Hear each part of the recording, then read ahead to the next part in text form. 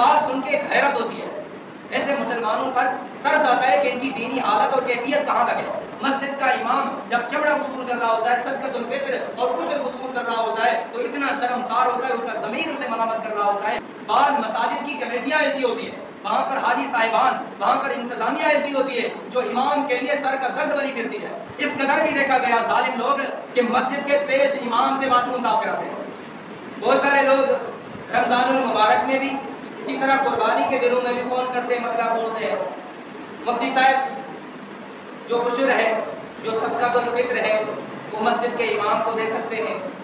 جو قربانی کا چمڑا ہے، جانور کا چمڑا ہے، مسجد کے امام کو، مدرسے کے مدرس کو دے سکتے ہیں، جائز ہے۔ یہ سوال سن کے ایک حیرت ہوتی ہے، ایسے مسلمانوں پر ترس آتا ہے کہ ان کی دینی حالت اور کیفیت کہاں تک ہے، یہ دین کے ساتھ کتنے سچے ہیں۔ ایک وہ شخص جو 5 وقت آپ کو نماز پڑھاتا ہے، آپ کے بچوں کو قرآن پڑھاتا ہے، آپ کے بچوں کو آخرت کی باتیں سکھاتا ہے، مسائل سمجھاتا ہے، دین سمجھاتا ہے، شریعت سکھاتا ہے، جو مدرسے کا مدرس ہے، آپ کے بچوں کو اور آپ کی نسل کے اسلام کا، ایمان کا محافظ بنا ہوا ہے، آپ نے اس کو اس حد تک گرا دیا ہے اور آپ اس پر خوش اور راضی بھی ہیں کہ فون کر کے مسائل پوچھ رہے ہیں، قربانی کا چمڑا، صدقۃ الفطر اور عشر سے دیا جا سکتا ہے یا نہیں دیا جا سکتا۔ انا للہ و انا الیہ راجعون۔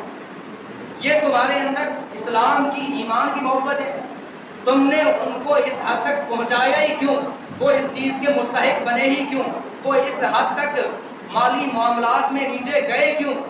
تم نے اپنے مسلمان ہونے کا حق کیا ادا کیا ہے؟ کیا اسلام تمہیں یہ سکھاتا ہے، اسلام تمہیں یہ سمجھاتا ہے کہ تم صدقۃ الفطر، اسی طرح عشر، اسی طرح قربانی کا چمڑا دے کے ان کی مدد کرو؟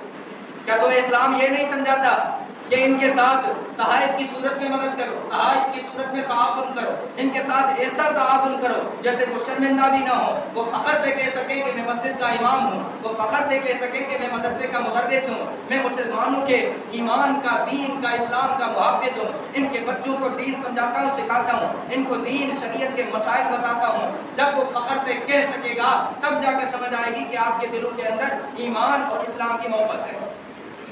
جب آپ اس حد تک گر چکے ہوں گے کہ یہ مسائل پوچھیں گے کہ مسجد کے امام کو چمڑا دینا جائز ہے یا نہیں، صدقۃ الفطر دینا جائز ہے یا نہیں، عشر دینا جائز ہے یا نہیں، تو ہمیں بھی حق بنتا ہے ہم یہ سمجھیں کہ آپ کے دلوں کے اندر ایمان نہیں ہے، احساس نہیں ہے۔ آپ اپنے بچوں پہ جہاں خرچ کرتے ہیں، جہاں پر ہوٹلوں پہ جا کر فضول رسومات کے اندر خرچ کرتے ہیں، مسجد کے پیش امام کو، مسجد کے خطیب کو، مدرسے کے مدرس کو آپ نے اتنا یتیم الحال کیوں بنایا ہوا ہے کہ یہ مسائل پوچھ کر اور یہ چیزیں اسے دے کر شرمندہ بھی کریں؟ جب دیتے ہیں، اللہ کی قسم کھا کے کہتا ہوں، مسجد کا امام جب چمڑا وصول کر رہا ہوتا ہے، صدقۃ الفطر اور عشر وصول کر رہا ہوتا ہے، تو اتنا شرمسار ہوتا ہے، اس کا ضمیر اسے ملامت کر رہا ہوتا ہے کہ تجھے تو عشر، صدقۃ الفطر اور چمڑا دینے والا بننا چاہیے تھا، تو دینے والے کے بجائے لینے والا بن رہا ہے، اور اس میں قصور تمہارا ہے کیونکہ تم نے اس کو اس حد تک گرا دیا ہے۔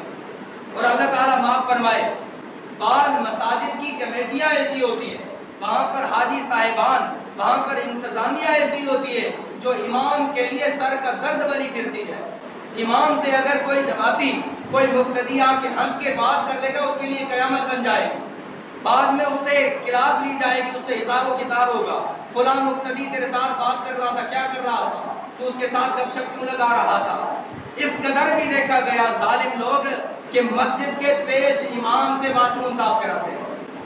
آپ کے اباڑوں کے اندر ایک مسجد جو میں نے اپنے آنکھوں سے حال دیکھا، میں سٹیزن پڑھانے جا رہا تھا، راستے کے اندر جمعے کا دن تھا، مسجد کے امام کو دیکھا باہر سڑک کے اوپر بھی پانی لگا رہا تھا، اور اس کے بعد میں نے توجہ اور غور سے دیکھا، وہاں رکا رہا، میں مسجد کے اندر بیٹھا ہوں، ممبر پہ بیٹھا ہوں، میں نے اپنے آنکھوں سے اس کو واش روم صاف کرتے دیکھا۔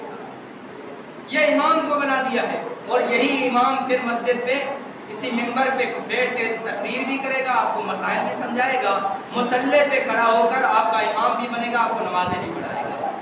یہ آپ کا دل ہے جس کے اندر ایمان کی، اسلام کی محبت ہے۔ آپ کو احساس نہیں ہوتا جو امام ہے وہ واش روم صاف کرے، آپ کو اس بات کا درد نہیں ہوتا، آپ کو اس بات کی کیسے الفاظ استعمال کرو۔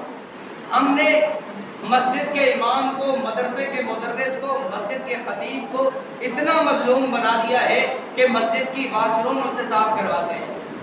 اگاڑوں کی ایک مسجد کے اندر عصر کی نماز کے وقت جانا ہوا، وہاں پر مسجد بالکل صاف ستھری خوشبو سے معطر تھی، اس کے باوجود امام کو پریشان دیکھا، جھاڑو لگا رہا ہے کبھی کہاں۔ میں نے حیران ہو کے اس سے پوچھا کہ امام صاحب ہر چیز صاف تو ہے، پاکیزہ ماحول ہے، مسجد خوشبو سے معطر ہے، آپ پریشان کیوں ہیں؟ آپ سنت پڑھیں یا بیٹھ جائیں، ذکر و اذکار کریں، درود پاک پڑھیں، پریشان پھر رہے ہیں؟ تو کہتا ہے کہ جب فلاں شخص آئے گا، مسجد کے انتظامیہ میں سے ایک شخص کا نام لیا، میں نام لینا مناسب نہیں سمجھتا، تو اس وقت کہنے لگا کہ یوں کر کے دیکھے گا، اس کے ہاتھ کو اگر مٹی لگی تو کہے گا، سب کے سامنے کہے گا امام صاحب تو تنخواہ کس بات کی لیتا ہے، یہ مٹی لگی ہوئی ہے۔ اور اس کا روب اپنے گھر میں کتنا چلتا ہوگا، اور یہ نیک نمازی کتنا ہوگا، یہ متقی پرہیزگار کتنا ہوگا۔ الامان والحفیظ، مسجد کے امام کو آپ نے اتنا گرایا ہے، اتنا پریشان کیا کہ وہ ذہنی مریض بن جاتا ہے۔ بعض بیچارے جو امام ہیں، مسجد کے مدرس ہیں اور خطیب ہیں، وہ ہر وقت اسی ذہنی پریشانی میں رہتے ہیں، کہیں کوئی انتظامیہ کا شخص مجھ پر ناراض ہو کے مجھے نکال نہ دے، میں کوئی الٹی سیدھی بات نہ کر دوں، کوئی حق بات نہ بتا دوں۔ ساری زندگی بیچارے امامت کراتے رہتے ہیں، خطابت کرتے رہتے ہیں، حق بات بیان نہیں کر سکتے۔ کیوں؟ کیونکہ ان کو یہ خوف ہوتا ہے، ان پہ زور اتنا ڈالا جاتا ہے، ان کو مجبور اتنا کیا جاتا ہے، حق بات کہہ نہیں سکتے۔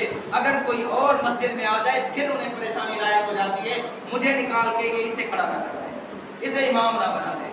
یہ ہم مسلمانوں کی حالت ہو گئی ہے۔ ہم مسلمانوں نے اپنوں کے ساتھ یہ کیا ہے، اور پھر ہم بات کرتے ہیں فلسطین کے پتہ کرنے کی۔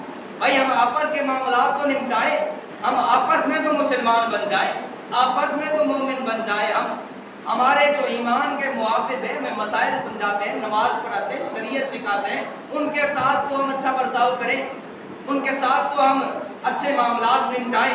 کیا اس کی بیوی اور بچے نہیں ہیں؟ کیا اس کے رشتہ دار نہیں ہیں؟ اس کا دل نہیں کرتا ہوگا؟ کبھی سوچا ہے؟ اور بعض لوگ اتنے عجیب ہوتے ہیں، پوچھ رہے ہوتے ہیں کہ زکوٰۃ کی مد میں امام کو تنخواہ دینا جائز ہے۔ اب کون سے مسائل بیان کیے جائیں، وقت کم ہوتا ہے۔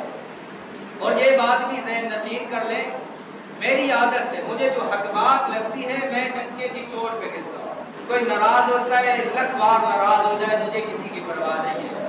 ہم نے جہاں بھی موقع ملا حق بیان کیا ہے، کرتے رہیں گے۔ ہمیں اس سے کوئی غرض نہیں ہے جی کوئی نکال دے گا، کوئی آنے نہیں دے گا، قاری صاحب دوسری مرتبہ فون نہیں کریں گے جمعہ کے لیے، بھائی نہ کریں۔ اللہ تعالیٰ قاری صاحب کو عزت دے، نوازے، خوش رکھے۔ ہمیں جو بات حق لگے گی ڈنکے کی چوٹ پہ کہیں گے۔ آپ میں سے کسی کو اچھی لگے بری لگے، ہمیں اس سے کوئی غرض نہیں ہے۔